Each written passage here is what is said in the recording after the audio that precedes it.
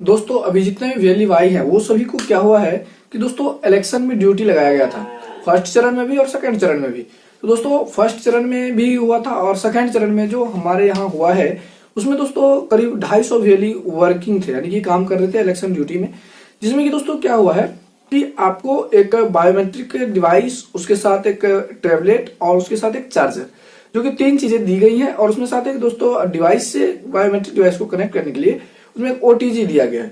तो दोस्तों उसमें क्या क्या है आज हम आपको थोड़ा डिटेल में बता देते हैं। दोस्तों एक लेनोवो का एक टैब दिया गया था और साथ ही साथ उसमें एक चार्जर था और उसके साथ दोस्तों आपको बायोमेट्रिक डिवाइस दिया गया था जो टेटविक कंपनी था आरडी सर्विस, जो कि TMF-20 था, वो आपको दिया गया था और उसको ओटीजी से कनेक्ट करके आपको काम करने के लिए दिया गया था। उसके बाद दोस्तों आपको एक चार्जर था जो कि आपका चार्ज वहां पे सुविधा दिया गया था जो चार्ज कर सकते। अब दोस्तों बात है कि टैब और बायोमेट्रिक आपको फिर देने के बाद आपको रिटर्न भी करना है। उसमें दोस्तों आपको एक फॉर्म, आधिकारिक फॉर्म था जो कि आपको फॉर्म फिल करना है। अगर मान लीजिए आप थर्ड चरण में आप काम करना चाहेंगे तो अपने डिस्ट्रिक्ट मैनेजर से जुड़ के रहेंगे। उसी के साथ आपको वहां पे एक आधिकारिक फॉर्म दिया जाएगा। आधिकारिक फॉर्म में दोस्तों आपको अपना नाम, पहचान पत्र, ये सारी चीजें उसमें देना होगा। उसके बाद दोस्तों वहां पे आपको जो ब्लॉक स्तर से आपको उसमें वेरीफाई किया जाएगा, मोहर लगाया जाएगा। उसके बाद उस फॉर्म में सारा चीज नंबर दिया जाएगा, बूथ संख्या, आपका किस बूथ पर हुआ है। उसके बाद वो लेकर आप कहाँ जाएंगे, उस बूथ पर जाएंगे जो वहां पे रिपोर्टिंग करते हैं, पीठासीन पदाधिकारी से आप वहां पे रिपोर्ट करेंगे और वहीं पे आपको काम करना है। लेकिन दोस्तों अभी क्या हुआ कि हमने जो देखा है अभी यहाँ पे इम्पोर्टेंट नहीं था ये डिवाइस से काम करना। आप यहाँ पे कुछ फोटो भी देख रहे होंगे जो डिवाइस जो हम लोग को मिला है, लेकिन बायोमेट्रिक जो वहां पे दोस्तों कभी काम नहीं किया, तो लेकिन उसमें वोटिंग जो है जितना भी हुआ वो कुछ ही परसेंट, यानी कि समझिए 10% ही जो है दोस्तों बायोमेट्रिक के माध्यम से हुआ। अन्यथा वैसे ही वोटिंग कराया गया, क्योंकि हर एक जगह कहीं डिवाइस की प्रॉब्लम थी, कहीं कुछ क्या दोस्तों उसमें जैसे मान लीजिए आपका आधार कार्ड के साथ ऐसे फोटो लिया जाएगा। उसके बाद दोस्तों उस फोटो को अपलोड करने के बाद आपको नंबर दिया जाएगा, वहां पे आईडी नंबर दिया जाए, यानी कि आपका जो डॉक्यूमेंट नंबर या आधार नंबर, उसे वहां पे टाइप करने के बाद आपका फिंगर लिया जाता है।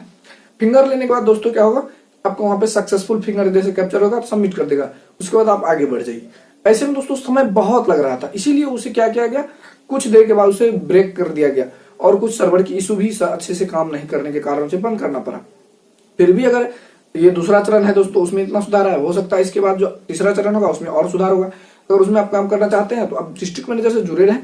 आपको सिर्फ उसमें आधिकारिक फॉर्म लगेगा, आपका आधार कार्ड। अगर मान लीजिए आप अपना ऑपरेटर को भी देना चाहते हैं तो ऑपरेटर को भी आपको आधिकारिक फॉर्म और साथ ही आपको उसका पहचान पत्र देना पड़ेगा और सारा चीज, आधार कार्ड देना पड़ेगा। उसका सारा चीज फिल किया जाएगा, मोहर लगेगा, आपको सीरियली नंबर मिलाकर आपको डिवाइस दिया जाएगा और जैसे ही काम खत्म हो जाएगा फिर आपको डिवाइस क्या करना होगा, उसी स्थान पर जमा करना पड़ेगा। आपको एक आईडी कार्ड भी बना के दिया जाएगा, जो कि आपको क्या होता है कि वो आईडी कार्ड आपको जैसे मान लीजिए ड्यूटी पर जाने के रास्ते में या फिर आपको वहां जब तक आप वहां हैं तब तक आपको बचाने में दोस्तों होता है। लेकिन दोस्तों इसमें 2 पार्ट होते हैं। रियली जो है जो इसमें अभी काम कर रहे हैं उसमें 2 पार्ट है, एक है रिजर्व कोटा और एक है ऑन ड्यूटी। ऑन ड्यूटी का मतलब हो गया दोस्तों, आपको कहने का मतलब जो अभी क्षेत्र में काम कर रहा है, यानी कि फील्ड में हमारा जो भी वैल्यू वो काम कर रहा है।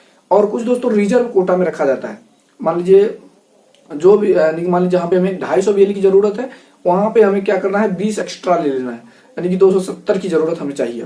इसलिए दोस्तों रिजर्व कोटा इसलिए लिया जाता है कि जैसे मान लीजिए ये जो हमारा 250 वर्किंग वैल्यू है क्षेत्र में, उसे अचानक तबियत खराब हो जाता है या फिर उसे जाते वक्त एक्सीडेंट हो जाता है, ऐसा नहीं होना चाहिए। मान लीजिए एक्सीडेंट हो जाता है, कुछ भी अगर होता है तो वहां पे हमारा जो बैकअप है, इसे बैकअप हम कह सकते हैं, जो हमारा बैकअप वैल्यू जो हमने स्टॉक में रखा है उसे वहां पे इम्पोर्टेंट, यानी कि नेसेसरी तुरंत वहां पे हमें क्या करना है, भेज देना है। अगर मान लीजिए आप बैकअप नहीं रखेंगे तो फिर आपको प्रॉब्लम हो जाएगा। इसलिए आपको क्या करना है, अगर मान लीजिए अगर 250 की जरूरत है तो वहाँ पे 270 अप्लाई कर सकते हैं। इसलिए कि कुछ रिजर्व कोटा में भी रखा जाता है। कंट्रोल रूम में आप वहाँ पे जो उसका ऑफिस है वहाँ पे आप रह सकते हैं, वहाँ पे रखा जाता है। अगर किसी को बाइक कुछ होता है तो वहाँ पे जाएंगे, नहीं तो कोई दिक्कत नहीं। हाँ, यहाँ पे बताया गया है कि अगर आप रिजर्व कोटा में हैं तो आपको रुपया नहीं मिलेगा।